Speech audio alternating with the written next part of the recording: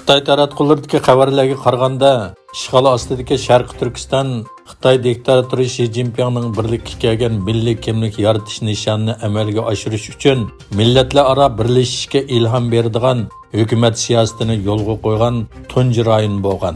Millatlarning o'zaro ta'sir ko'rsatishi, aloqalashishi va birlashishni ilgari surish nizomi deb atalgan bu nizomda aralash turalg'u, bosh tema so'rini va madaniyat bog'chisi shundaqla Xitoy madaniyatini gavdalantiradigan va Junxo millati qarishini ilgari suradigan tantarbiya va madaniyat faoliyatlari talab qilingan. Bu siyosat ko'zatuvchilar va tadqiqotchilarning andisini qo'zg'agan bo'lib, ular bu siyosatning maqsadi Uyg'ur va boshqa turk xalqlarining madaniyat kimligini texmi yo'qotish va ularni hukmronlik qilayotgan Xanzu madaniyatiga singdirish deb ko'rsatdi. Sharq Turkistonning Uchturpan noyisida qoldiq yer tavrash davomlashayotgan bo'lib, Uchturpan noyisi bilan Oqchi noyisida yana qoldiq yer tavragan. Xitoy yer tavrashdan ma'lumot berish to'rining xabar qilishicha, 26 yanvar Urumchi vaqti soat 2 dan 1 minut o'tganda Uchturpan noyisida 5.6 bal yer tavragan. Tavrash markazi cho'nqurlig'ining 18 kilometr ekanligi aniqlangan. 26 yanvar Urumchi vaqti soat 7 dan 55 minut o'tganda Oqchi noyisida 4 bal yer tavragan. Tavrash markazi cho'nqurlig'ining 13 kilometr ekanligi aniqlangan. Xitoy har doimgidek yer tavrash keltirib chiqargan ziyonlarni yo'shirib kelmoqda. Yevropa İttifaqı Komiteti chet el mablag'ini texmi qattiq kontrol qilib, Xitoy qatorliq raqiblarga iqtisod va texnikaning eqib ketishini nazorat qilish uchun yangi bir belgilama chiqarishni qaror qilgan bo'lib, bu jumladan Xitoyning iqtisodiy tahdidiga taqobil turishini maqsad qilgan.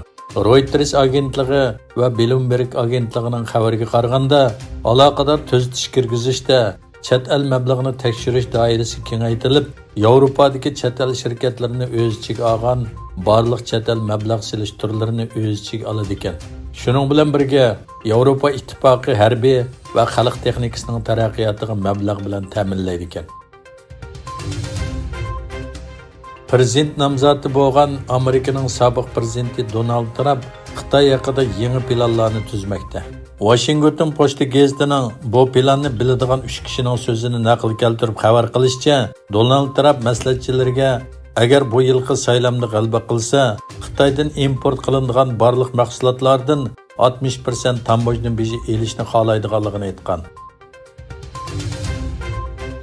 Egilinishcha 2023-yili Xitoydagi cho'ng sanoat shirkatlarining foydasi oldingi yilga selishtirganda tuvallagan. Xitoy davlatlik statistika idorasining bayonotiga qaraganda, Xitoydagi sanoat shirkatlarining 2023-yildagi foydasi oldingi yilga selishtirganda 2.3% tuvallagan. Bu tuvallash 1-oydan 11-oygacha texim ro'shan bo'lgan bo'lib, 4.4% bo'lgan.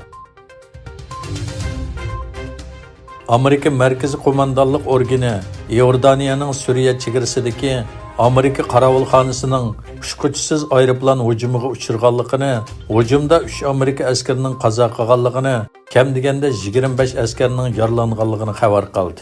Amerika prezidenti Joe Biden Eron qo'llagan qurolli tashkilotlarning Amerika bazasiga hujum qilganligini va ularning muvofiq vaqtda javobgarlikka tortilganligini aytdi.